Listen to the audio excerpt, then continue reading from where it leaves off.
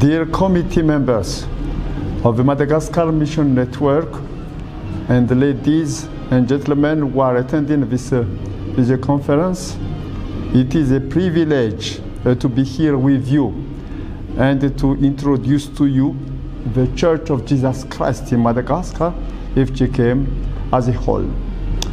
Please allow me to express, on behalf of FGKM, our heartfelt gratitude to the committee members for the hard work and effort they have put toward helping FGKM. The FGKM currently faces challenges.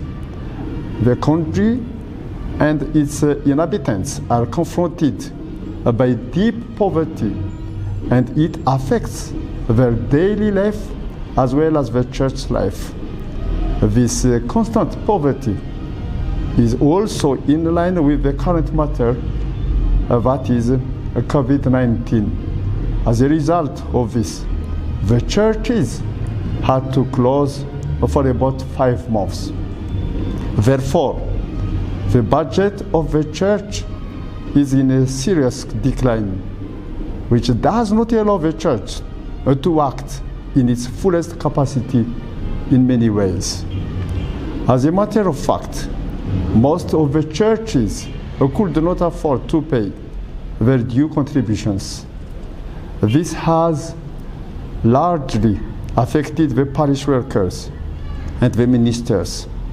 They could not be punctiliously remunerated. Those ministers in evangelization posts and staff at the headquarters have been paid half their salary since May.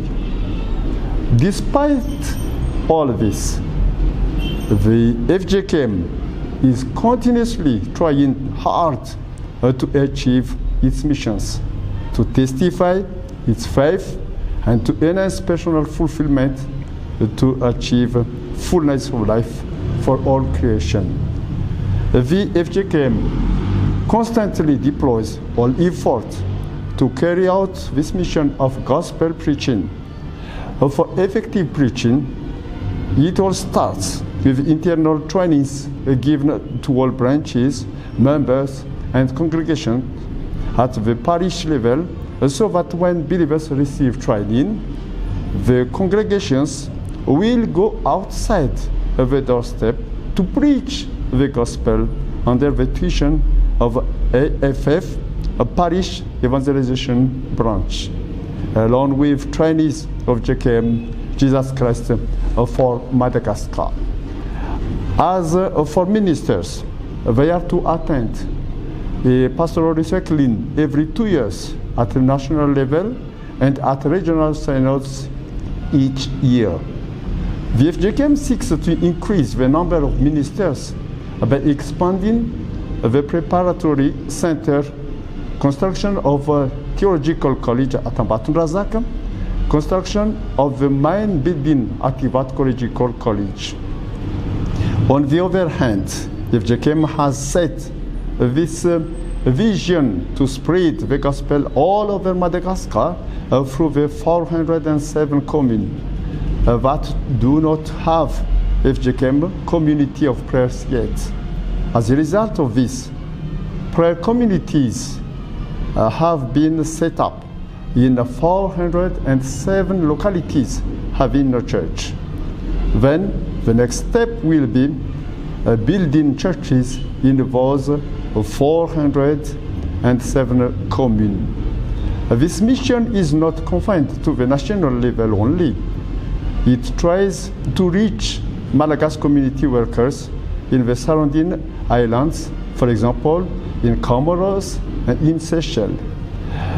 It is worth mentioning that the FGKM has a project to evangelize the members of the government and civil servants, so as to comfort them and to persuade them not to get involved in bribery as a means to uphold the fight against corruption. In terms of personal fulfillment and inclusion within FGKM churches, FGKM has CBM, and Jacob Project has a way to take care of people with disabilities through FGKM schools. The FGKM is also looking after the orphan or abandoned children through orphanages at Topaz and Tangaina. There are also projects for the marginalized, SAFIFA, and programs to support female victims of gender-based violence with Tabitha. The FGKM chaplaincy has also worked hard during this pandemic.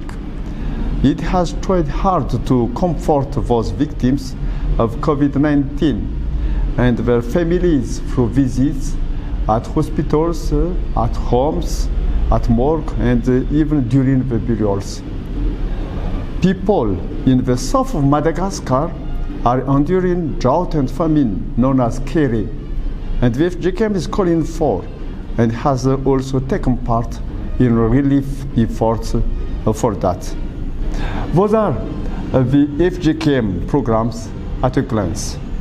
However, we appreciate our continued collaboration, as always, through FGKM projects such as education, EBMI, evangelism, prisons, work with marginalized people, women branch, theological education, MFEE, KPMS, and health. Your prayers are highly appreciated for the FGKM and its mission.